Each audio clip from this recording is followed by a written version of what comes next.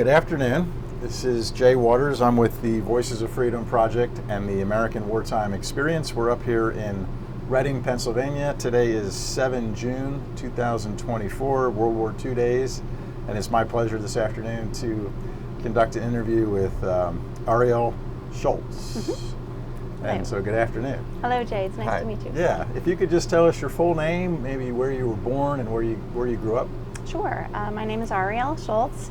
I was born in Berlin, Germany. Oh, wow. My dad was in the Air Force, so my parents were stationed overseas.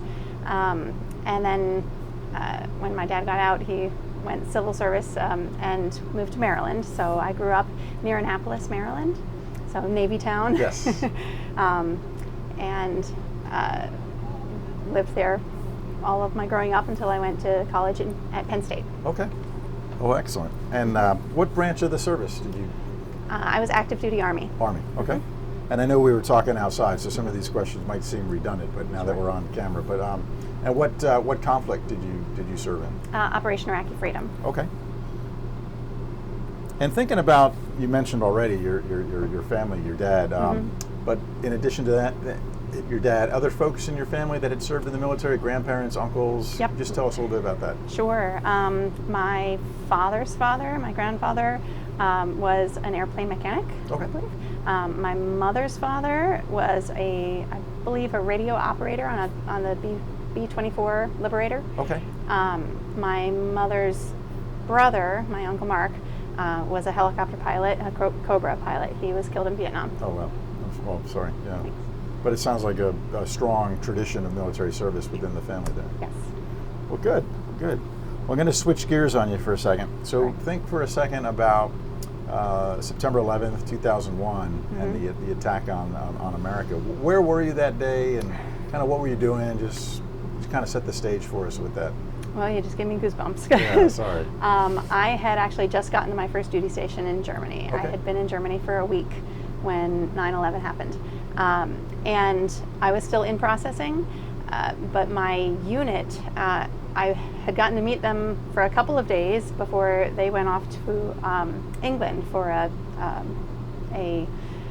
TDY. Yeah. I can't remember what that stands for. Temporary duty. Thank you. So they went to England for, I think, 5 or 6 days for a series of concerts. And one of the guys who lived in the barracks had lent me his TV because I didn't have anything. So he had lent me his TV, so I had something to do after in processing.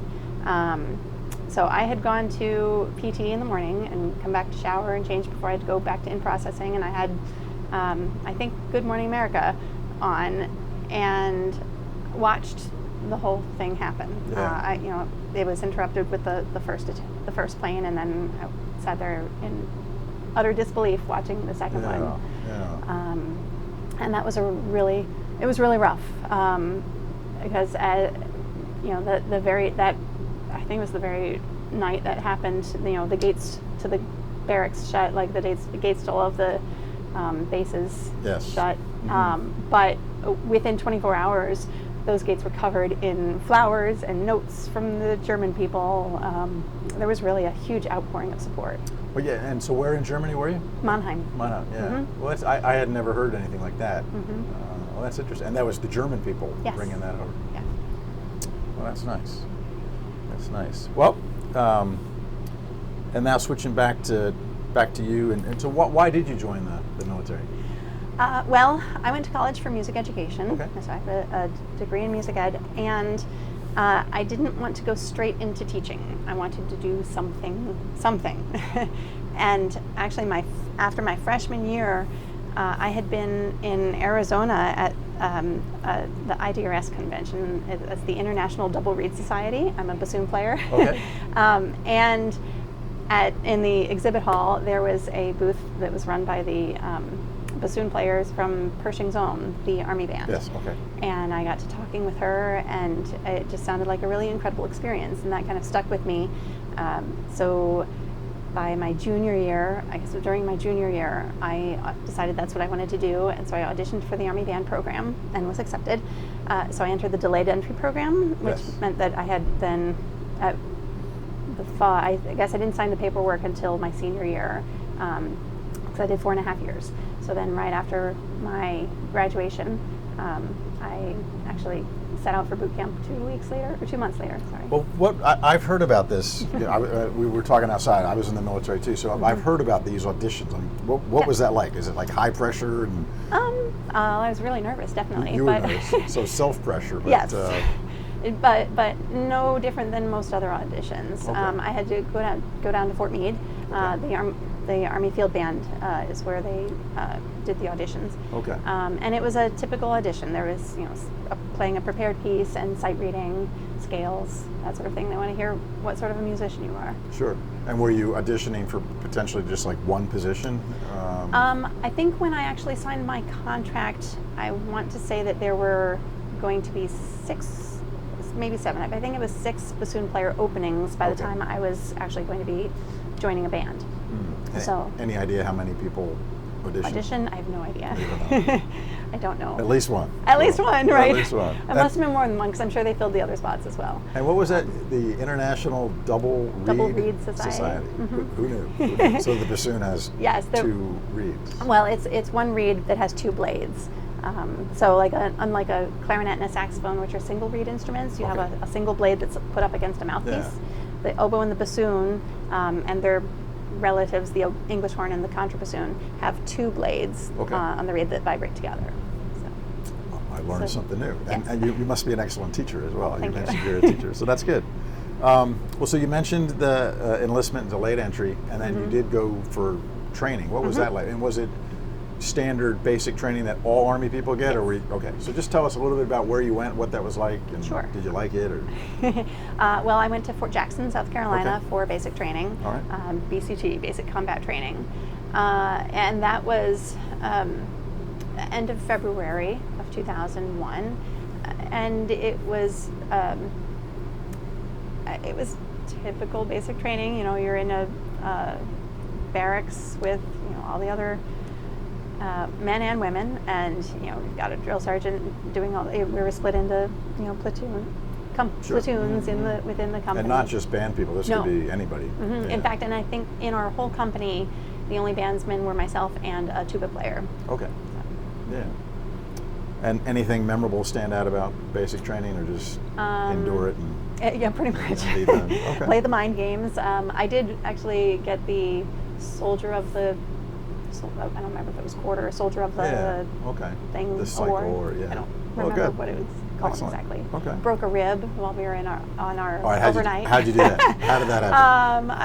When we were doing an exercise after the long ruck march, right? And there were foxholes, and you had they would pretend to throw a grenade and say grenade, and you had to dive and which I did, but I landed on my canteen, broke a rib. Not on your bassoon. Okay. Yeah, all right. Well, that's good. And so, did you go to any specialty training after that? And sure. Where was that, and what was that like? So then I went to the Armed Forces School of Music in Little Creek, Virginia. Okay. Yeah. So it was near Norfolk, Virginia. It's actually a Navy base where the Seabees train, and that was Army, Navy, and Marine Corps musicians all training at the School of Music. And what was that like? How was that experience? It was cool. Actually, I had a phenomenal bassoon teacher, and Sergeant Miley was my teacher there, and he actually ended up being my first sergeant in the Army band that I served in just before I left. So, but he was phenomenal, and it was nice because there was a little bit more freedom than there was in basic training, but still not a whole lot of freedom. Okay. But we were only 4 hours or so from where I grew up, so my boyfriend and my mom came down to visit once, so that was nice. Nice. But I was there for 3 months. I tested out early. Okay. And then I went from, I think I had maybe a week in between when I left there and flew to Germany. Yeah, and so I probably should have asked this in the beginning. So what year was this, when the time frame more or less when you went to basic training? That was 2001. Okay. Yep, okay. All right. Yeah, so then your first unit was? The 76th Army Band in Mannheim, Germany, also known as the 5th Corps Band. Yeah, okay. And what was your rank now at this time? So I went in as a specialist, E4, and then was promoted to sergeant. Okay. couldn't tell you exactly when. Yeah. I could look it up, but yes, I did go to NCO school and left as a sergeant. And what would a typical day be like in Mannheim, Germany, with the 76th Army Band? PT in the morning, Okay. physical training, usually an hour or so, and then go back to the barracks, shower, change, get into your usually fatigues, and then going back to the unit. And everyone in the unit had kind of two jobs. So we had our musician jobs, but then we also ran our own unit. So we had people working in admin and ops and training. And I actually worked in the instrument repair shop, which was great. I learned from a Sergeant Hinkle. He was Sergeant Ronnie Hinkle. He taught me a lot that he had learned from a professional instrument repair tech. So I learned a lot about instrument repair. Okay. And then towards the end of my service, I think for my last year, I worked in the admin office as well. Yeah, so you had the musical side, the technical side, but then you had the whole unit administration, maintenance. Okay. Right. So we would have, whatever we were supposed to do admin-wise, and then we would have different rehearsals scheduled throughout the day. Okay. So whether that was the full concert band or the marching band, I played in the woodwind quintet. My last couple of years, I played in the jazz band as well. Okay. So I'm envisioning like lots of ceremonies or parades, changes of command. Exactly. That's what we did. A lot of change of command ceremonies. And for marching stuff, I played piccolo. And for concert band, like any concerts, we actually did a lot of host nation relations. That was part of a big job that we had because we were in Germany.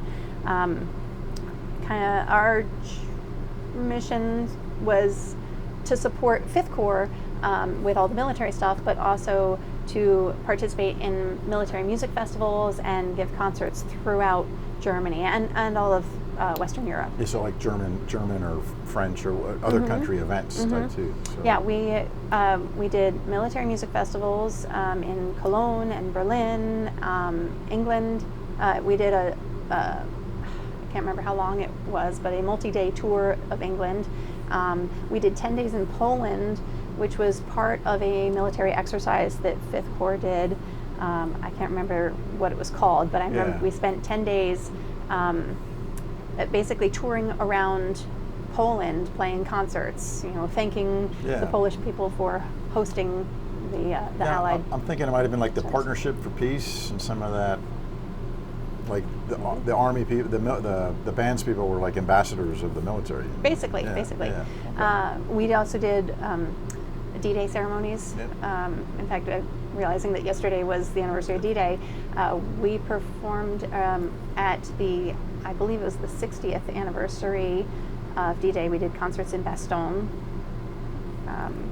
Wow. And a couple other places. And this was all just in a pretty short period of time. It sounds like you did a lot of stuff. Yes, I think I have. What it sticks in my head was over 250 concerts in 10 countries. Wow. Yeah. Wow. Well, let's talk then about, you mentioned outside when we were talking that your unit did go to Iraq. Yes. And just maybe set the picture of the time frame and how the alert process went. And what were you thinking about? So this was actually technically before the war started, when the whole gearing up to go to Iraq was a possibility, and then it was happening, and there was, of course, a lot of unknown, like what's going to happen? Are we going to have to go? There was a lot of unknown, and then it came down to, yes, we're going, start packing stuff up. So we had to pack up all of our instruments, and our instruments left in sea boxes, and they got shipped ahead of when we went, and then we flew to Kuwait. I think we landed in Kuwait 2 weeks before the war actually started. So this would have been in this late winter, early spring of 2003? March of 2003. Okay, March, okay. Yeah, okay. Yes. And I guess this was not a surprise to you that you could be sent to a combat zone. Sure. Was there ever any thought, though, or discussion that, hey, we're not going to bring the band? I'm not sure. I think there must have been, because I remember there being a whole lot of uncertainty. Like, are we going to have to go, or are we not going to have to go? And really, every Army band has a secondary mission of support for whatever unit they're assigned to. And because we were the 5th Corps band, we were attached to 5th Corps' rear detachment. So when 5th Corps' rear headquarters shipped out, that's when we shipped out. Right. And not only were we going with a musical mission, but also a security and support mission as well. Okay. So it was, I believe, I want to say 2 months before, it might have been a month and a half before our instruments actually got there.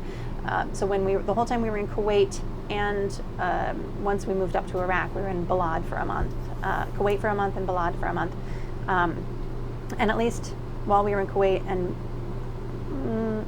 I could be wrong on the time frame on that, but we were doing a security mission. So we were assigned to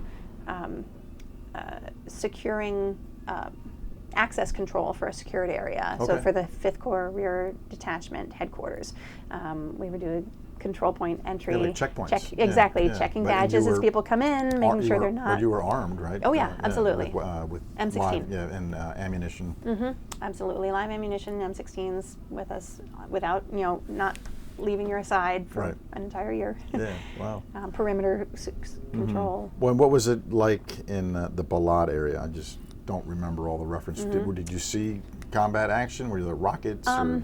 Not so much. And I think part of that was that because we were there so early, and we had followed the infantry push-up into Iraq, so we went after it, and I guess when they had secured areas before we actually got there.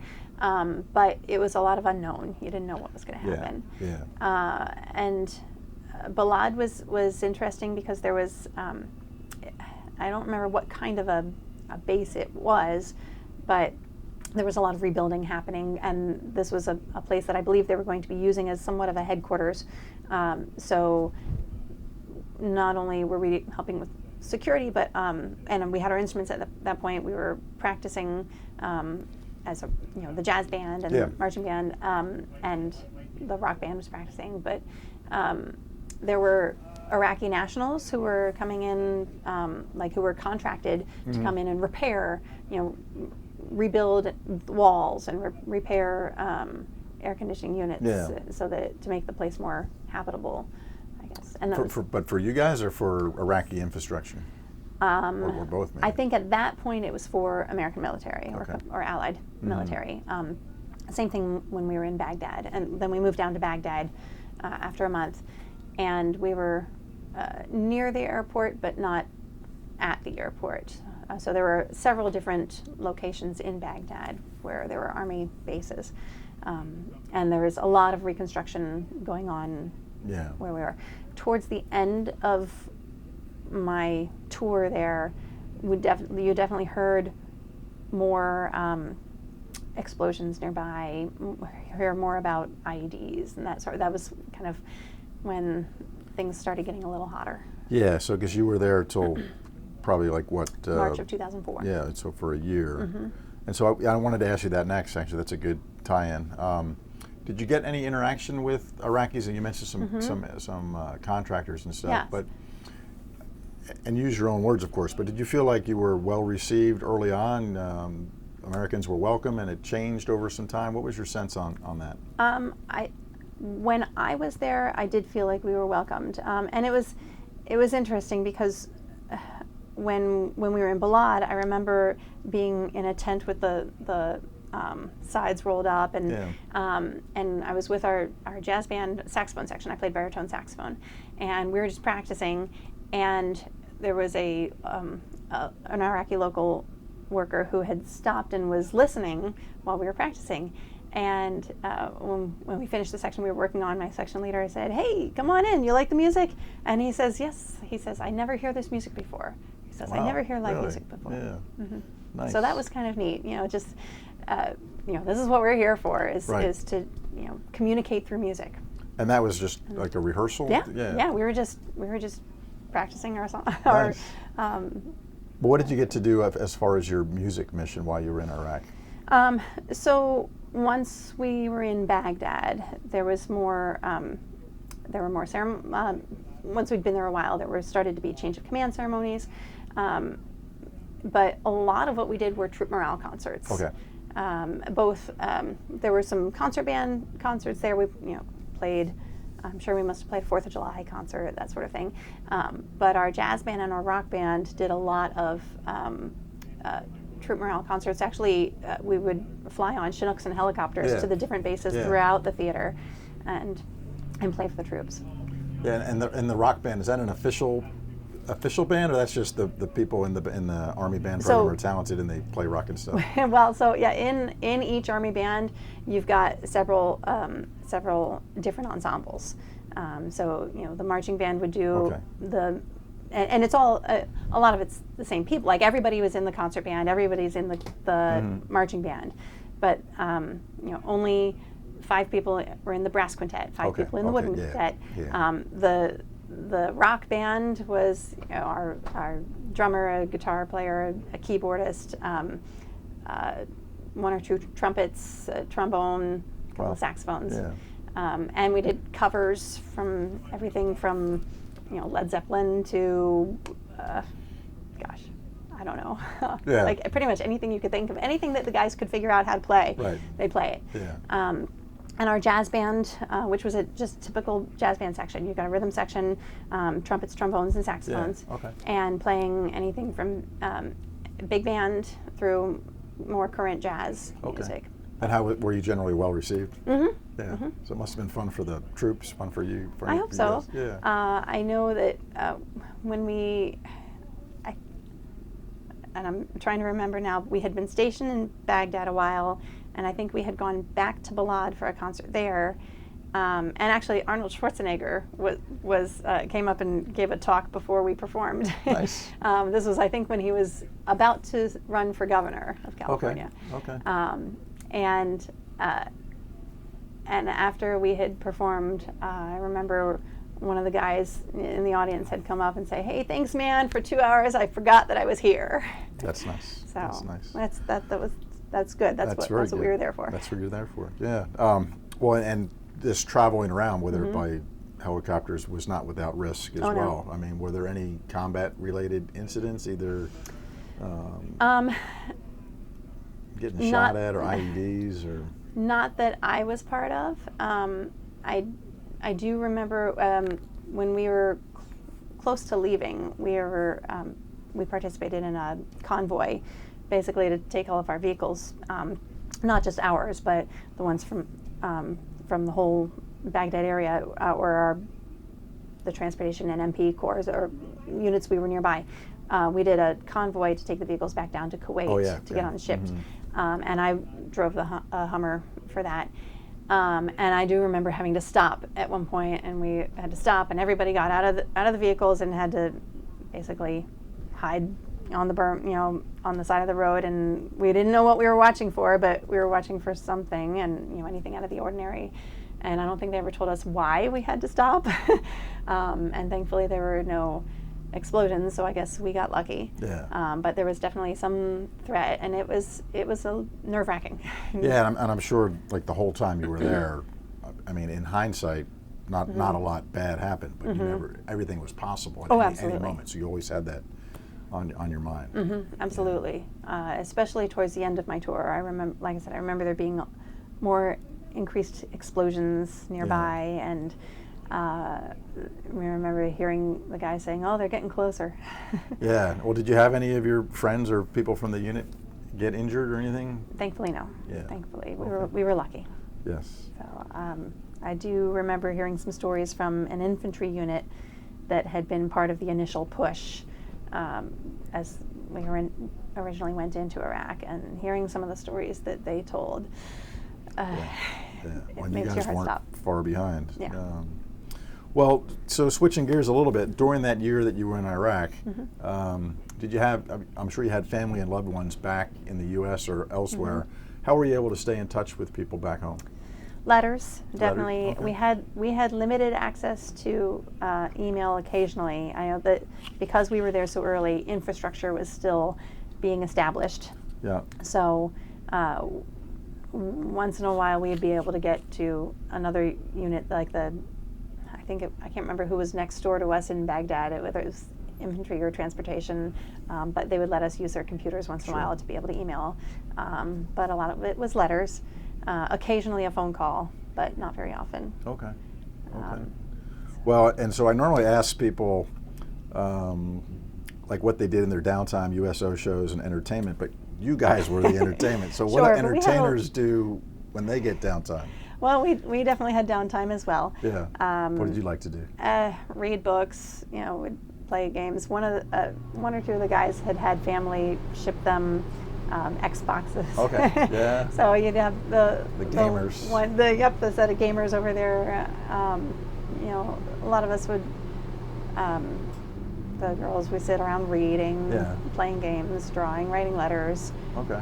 Sleeping when you can, especially if you had an overnight duty. Was it excessively hot? Oh my goodness. Yes. How hot was it? I believe the thermometer topped out at 145 degrees. Ouch. Yeah. That's dangerous. Yeah. Oh, and it was so hot and so sandy. But people would put wet socks around their water bottles to try and cool the water off a little bit. Wet socks, okay. Yeah, because you got really tired of drinking warm water. Well, and actually, here's a music question. Were there I'm sure there were extra precautions you had to take for the heat and sand for your instruments, right? Yeah, I mean, definitely the sand. When we came back, we had to do a lot of serious cleaning to the instruments. And taking them all apart and cleaning the sand out of all the bits and pieces. Yeah. But you generally, like when we were in Germany, you might be able to, leave your trombone on the stand if you're not practicing at the moment. But no, in the desert, you gotta make sure you're putting it away in the case. Yeah. Okay. Excuse me, mice were a problem too.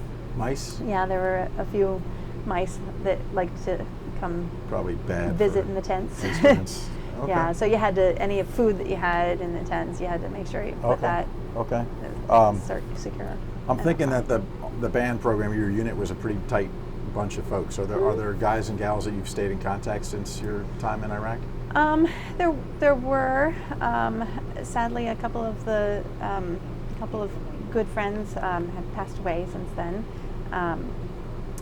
But we would stayed in contact. I know definitely some of them have stayed in close contact. But sadly, since I'm not on Facebook, if I were better about being on Facebook, I'm sure I'd be able to be in contact with them more. Okay. But for a while, especially after I got out, I was definitely kept in contact with Ronnie Hinkle. He was in Arizona, and actually Sergeant Stagg, I think, came for our wedding. Oh, nice. That was nice. Yeah, that's good. That's good. Well, and while you were in Iraq, did you have any interaction with any of the international coalition countries? Oh, sure. What kind of any experiences there that you want to talk about? The Australians were near us when we were in Baghdad, and that actually was really cool. At one point, I believe their one of the Australian bands came to visit, and we went over for their concert. And that was fantastic. I remember them playing Down Under and Men at Work. Yeah.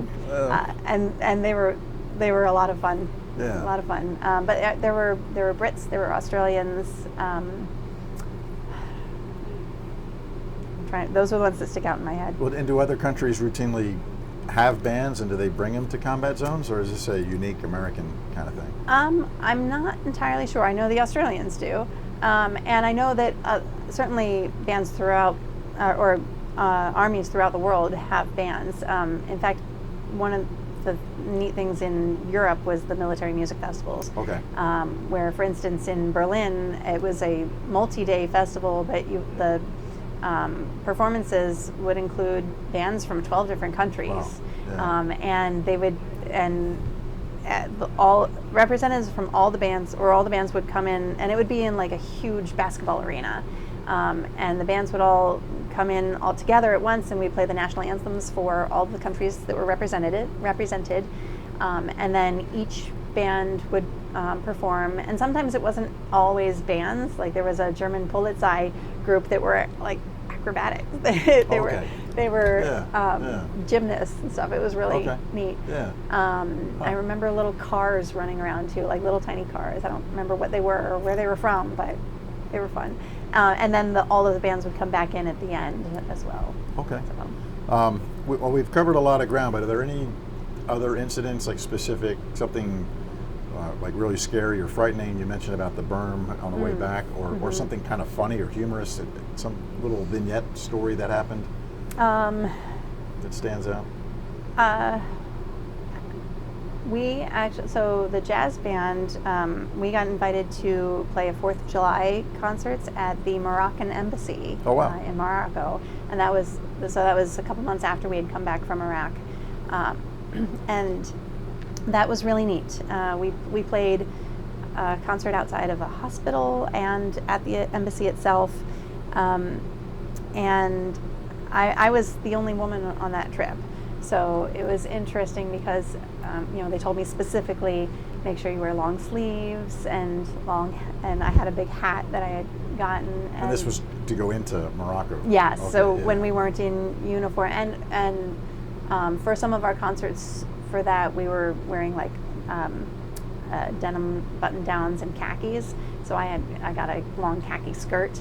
And we got to do some sightseeing and went through the marketplace in Fez, and it was neat because the guys kind of all surrounded me, and I walked in the middle because everybody wanted to sell me something. Like all of the vendors and marketers, the locals, right? Yeah. They're kind of bombarding me with, do you want to buy this bracelet and you can buy this? They all wanted to push stuff onto me, thinking that women are the only ones who shop. I don't know, but that was interesting. Well, and during your time in the Army, did you get promoted along the way, you said? Mm-hmm. And what was that like, getting promoted? It was cool. I remember studying a lot for the test. So when you go to NCO school, but you also have to be interviewed by the someone higher up in the chain of command, not just for your own, like my own commander, but I think at that point we were attached to an MP unit. So the colonel, I believe it was, for the MP unit, did NCO interviews as well. And I remember having to study a lot for that. Good. But I guess I did well. And then I had to go away to PLDC. Okay. The Professional and Leadership Development course, I think it is. So NCO school. Yeah. And during your Iraq time, did you get any awards or unit citations that you guys got? Can you tell us about that? I know that our unit, we definitely got a unit award. I'm not going to be able to remember what it was. I did receive probably an Army Commendation Medal for my service there. It's been a long time since I've looked at my DD-14, so I can't remember what they're all called. Awards, unit awards, and promotions. I mean, yes, I know that our unit, we had an oak leaf cluster on the unit achievement medal. So I believe one of those had been so our unit had gotten 2 awards, and I think one of them was for a previous combat service. And then the second one I believe was for our service in Iraq. Well, and then thinking about Iraq as you're coming back to back home, in this case Germany, what was that experience like? Were there ceremonies or what was that like coming back home? Well, we had an incredible homecoming when we got off the bus. We flew back and then had a bus that took us back to our base, and all of the the spouses who lived there in Germany were all there to welcome us home. And were you married at the time? Or? No, actually. So I actually got to go home from Iraq for a 2-week R&R. Okay. And during that 2-week R&R was when my boyfriend proposed. So that was very memorable. Nice. I got to go back to the desert in much better spirits. Yes, nice. But my husband, of course, was here in Pennsylvania. Yeah. So he wasn't there when we came home, but he was the first person I called. Well, were you still living in the barracks, though? And so you get back from Iraq, and you're all excited, back to the barracks. And then back to the barracks, right. Well, actually, I take that back. No, I wasn't in the barracks at that point. I had an apartment. Okay. And I had a very dear friend who she had been watching my cat for me while I was overseas, and she had been great with sending me anything that I needed, Okay. and she was at the homecoming as well. Okay, yeah, nice. All right. And your cat? What's yes. your cat's name? Her name was Kürbis. Curtis. Okay. Kürbis. Okay. Yep, it's German for pumpkin. Oh, okay. Okay. And the Army wives had made us little pillows, which I still have a pillow. It's just a little throw pillow that it says something like 76th Army Band, Operation Iraqi Freedom, job well done. Yeah. With a patriotic fabric on the other side. So I still have that. Well, so then just tell us what you did after the Army and what you're doing now. Well, so I finished my 4 years of service in late February of 2005, and my husband and I got married in that May. So when I got out of the service, I came home to Maryland and stayed with my parents while we planned the wedding, and my husband and I had bought a house, which he actually did most of the work for because I was still overseas, and we'd been emailing back and forth pictures, and so we bought a house, and we were working on shipping my stuff there, and I started looking for jobs, sending out resumes, and renewing my teaching certificate because it had gone kind of inactive, and so after the wedding, I officially moved up to Pennsylvania. Actually, I got a private student fairly quickly, so I started building my private studio, and then I did get a job for that fall, so I taught elementary and middle school orchestra in the East Penn School District, just outside of Allentown. I taught there for 4 years, and then my oldest daughter came along, so I stayed home. I was a stay-at-home mom for 7 years with my 2 girls, and then when my second daughter started kindergarten, their school needed a music teacher, so they twisted my arm. Oh, wow. and I finally said yes. So I have been teaching general and choral music at St. Anne's School in Emmaus for the last 7 years. I did take a year off when my son Henry came along. Okay. Oh, excellent. Well, so we ask everyone this, but how do you think your wartime, your military experience in general, but your wartime service specifically has affected you, and maybe your outlook on life and the things that you do? Well, I still hate sand. You hate sand. That's fair. But otherwise, it definitely stuck with me as far as these are experiences that some of them I've not thought about in almost 20 years, but they stick with you, and I feel like they give me a perspective on the world that I wouldn't have gotten otherwise. Yeah. Especially in light of the unrest that has continued in that part of the world. Yes, unfortunately. Well, and you've seen a lot of the world, not just Iraq, but all over the world, Europe. Well, here's the second to last question: is if there was like one thing, you have your kids, but thinking ahead even 50 years from now, grandkids and future generations, if there's one thing that you'd want them to know about you and your military service, what would that be? No pressure. That I was proud to serve my country. I was glad that there was a way for me to step up and continue the tradition of service in my family, but also show that sometimes doing the right thing is not the easy thing. It would have been easy to just go straight into teaching after college, and it was hard. It was exhilarating and an incredible experience, but it was hard. Yeah.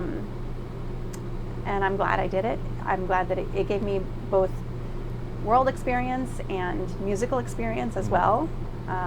Definitely, without that experience, I would have never sang with a jazz band. Actually, I wouldn't have started playing saxophone at all. So. Yeah. But one thing that I usually wear my uniform. I get out my Class A uniform every Veterans Day, and I wear my uniform mostly to remind people that veterans aren't just old men, and that women served too, and and that, Iraqi war veterans are around us every day, and most people don't tend to see them. And while some of us have been able to just get back into society and carry on with our lives, we are the fortunate ones. Some don't have that, and some have struggled. And I always try to keep that in mind and do what I can to help. Yeah, I like that. I agree. Well, the last question is the last question. Is there anything else that you wanted to revisit or cover that we missed?